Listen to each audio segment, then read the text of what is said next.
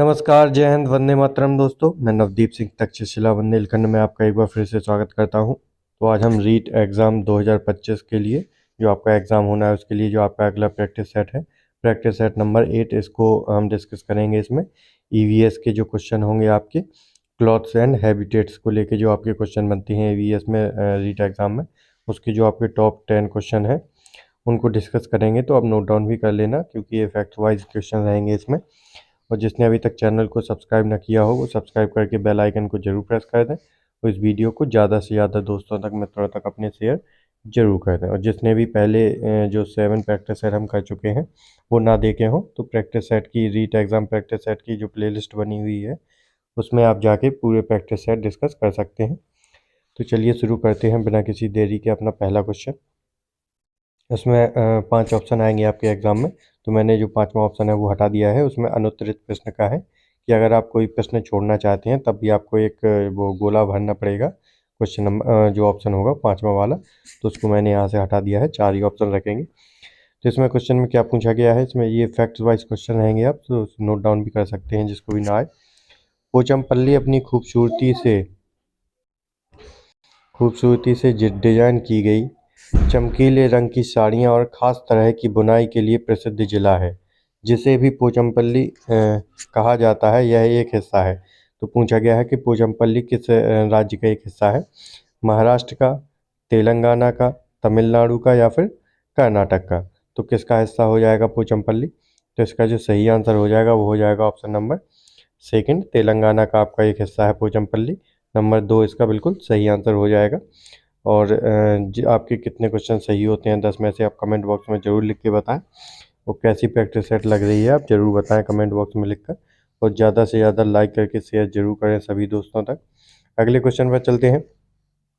इसमें क्या पूछा गया है आपसे, वाराणसी की कढ़ाई की अद्वितीय कला है। तो वाराणसी में जो कढ़ाई की जाती है सुई धागे से कपड़े में कढ़ाई की जाती है उसको क्या कहा जाता है? तो ये पूछा गया है। उसमें उसको जोरदार जरदोजी, तोड़ा, फुलकारी या फिर कांथा। तो इन चारों में से क्या कहा जाता है जो वाराणसी में कढ़ाई की जाती है, सुई धागे से कढ़ाई की जाती है? तो इसको क्या कहा जाता है? इसका सही आंसर हो जाएगा जरदोजी। इसको क्या कहा जाता है? इसको जरदोजी कहा जाता है। तो ऑप्शन नंबर 1 इसका बिल्कुल सही आंसर हो जाएगा। तो आप ये फैक्ट वाले क्वेश्चन हैं, इनको आप नोट डाउन भी कर सकते हैं, तो पॉज करके आप नोट डाउन जरूर कर लें। आगे चलते हैं अगले क्वेश्चन में। इसमें क्या पूछा गया है अगले क्वेश्चन में आपसे? तो अगला क्वेश्चन है पोचमपल्ली का नाम से है। पोचमपल्ली का नाम है किसके नाम पर रखा गया है, मतलब क्या इसकी कला है, विशेषता है? तो विशेष रंगों से बनाए गए लोक कला चित्र होते हैं ये पोचमपल्ली। रंगाई के पारंपरिक ज्यामिति पैटर्न वाली साड़ियाँ होती हैं। बकरियों की एक प्रजाति जिसके महीन ऊन का उपयोग शॉल बनाने के लिए किया जाता है, या फिर प्राचीन भारतीय मंदिरों की एक श्रृंखला है। तो पोचमपल्ली क्या है ये पूछा गया है आपसे। तो इसका अगर विशेष रंग से बनाई गई लोक चित्रकला, ये गलत हो जाएगा। आपको पता है जो बकरियों से शाल बनाई जाती हैं, पश्मीना शॉल होते हैं, तो ये भी गलत हो जाएंगे।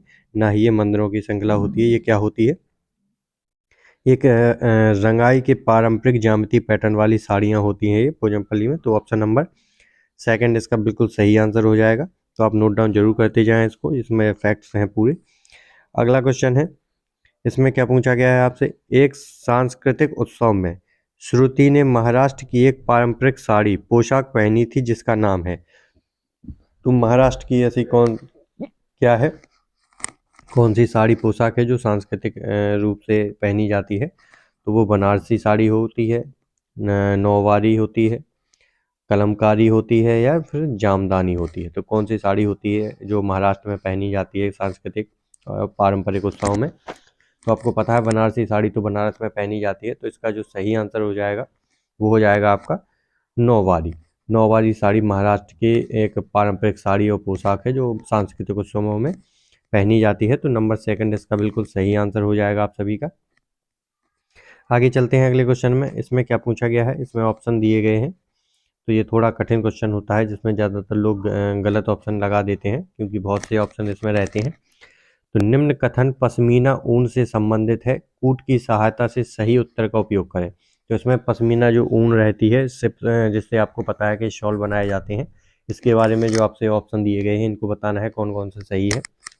ये बहुत गर्म होती है, ये भेड़ के बालों से बनाई जाती है, ये हाथ से बुनी जाती है, ये भेड़ों के बाल सर्दियों में झड़ते हैं। तो पश्मीना ऊन के बारे में क्या बताना है? जो ऑप्शन नंबर डी है, ये इन भेड़ों के बाल सर्दियों में झड़ते हैं, बिल्कुल गलत है। सर्दियों के लिए ही उनके जो बाल होते हैं। तो और दूसरी है, ये हाथ से बुनी जाती है, बिल्कुल सही आंसर है ये। तो आपका ऑप्शन नंबर सी सही है, डी गलत हो जाएगा। ये भेड़ के बालों से बनाई जाती है, ये गलत है। ये भेड़ के बाल नहीं होते हैं, ये क्या क्या होते हैं? बकरी के बाल होते हैं। कौन सी? पश्मीना बकरी होती है जिसके बालों से ये पश्मीना शॉल बनाया जाता है, तो ये गलत हो जाएगा। ये बहुत गर्म होती है, ये बिल्कुल सही है। तो ऑप्शन नंबर ए और सी इसका बिल्कुल सही आंसर हो जाएगा। तो कौन सा सही होगा इसका? Option number three. Option number three, A और सी बिल्कुल इसका सही आंसर हो जाएगा, ऑप्शन नंबर थ्री। आपको ध्यान रखना है, ये भेड़ के बालों से नहीं, ये किसके? बकरी के बालों से बनाई जाती है। तो ऑप्शन नंबर थ्री इसका बिल्कुल सही आंसर हो जाएगा, ए और सी। ए और सी। आगे चलते हैं अगले क्वेश्चन में। इसमें क्या पूछा गया है आपसे? भारत के किस भाग में घर लकड़ी और बांस के बनाए जाते हैं?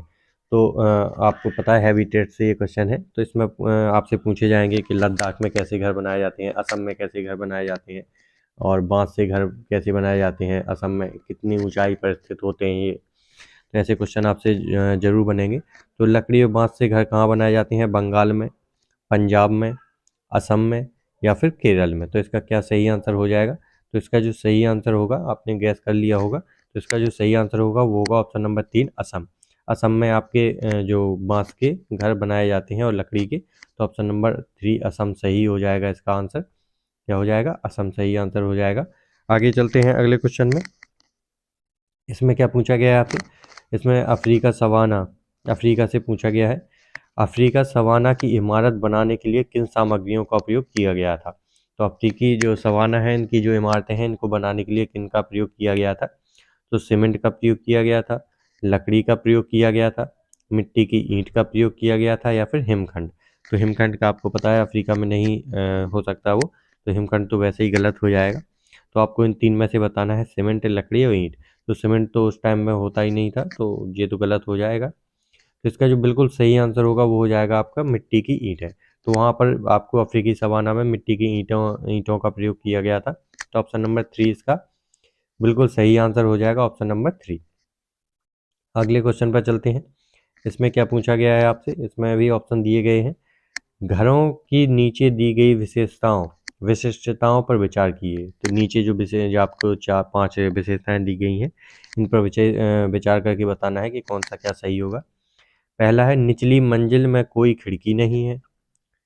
पेड़ के तनों की लकड़ी से बनी ढालू छतें। नंबर तीन, पत्थर के खंभों पर जमीन से लगभग 10-12 फुट ऊंचाई पर बने घर। या फिर पत्थर, गारा और चूने की मोटी दीवार, पत्थर, गारा और चूने से बनी मोटी दीवारें। या फिर दीवारें, लकड़ी के फर्श। ये आपके पांच ऑप्शन दिए गए हैं। ये किसके बारे में पूछा गया है? लेह और लद्दाख के घरों में ऊपर दी गई कौन सी विशेषताएं पाई जाती हैं? तो आपको लेह लद्दाख में जो घर पाए जाते हैं वो बताना है कि आपको उनमें कौन कौन सी विशेषताएं पाई जाती हैं। तो आपको पता है लेह में जो घर बनाए जाते हैं वो निचली मंजिल में कोई खिड़की नहीं होती है उनमें। तो ऑप्शन नंबर इसका ए बिल्कुल सही होगा। फिर ऑप्शन नंबर बी, पेड़ के तनों की लकड़ी से बनी ढालू छतें, ये नहीं होगा, गलत होगा। पत्थर के खम्भों से जमीन से लगभग 10-12 फुट ऊंचाई पर बने घर, ये भी नहीं होता है लद्दाख में। और आपके पत्थर, गारा और चूने की मोटी दीवारें होती हैं, बिल्कुल सही है। और दीवारें लकड़ी के फर्श की होती हैं, ये भी बिल्कुल सही है।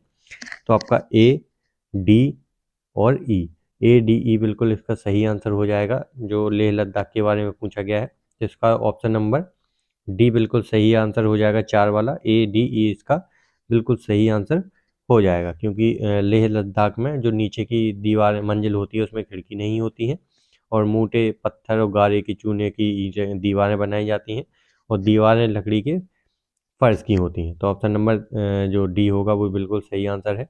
आगे चलते हैं अगले क्वेश्चन में। इसमें क्या पूछा गया है आपसे? निम्नलिखित विकल्पों में से किस घर को फ्लोटेशन हाउस कहा जाता है? तो फ्लोटेशन हाउस किन घरों को कहा जाता है? स्टिल्ट हाउस को, कैनवास को, इग्लू को, या फिर हाउस बोट को?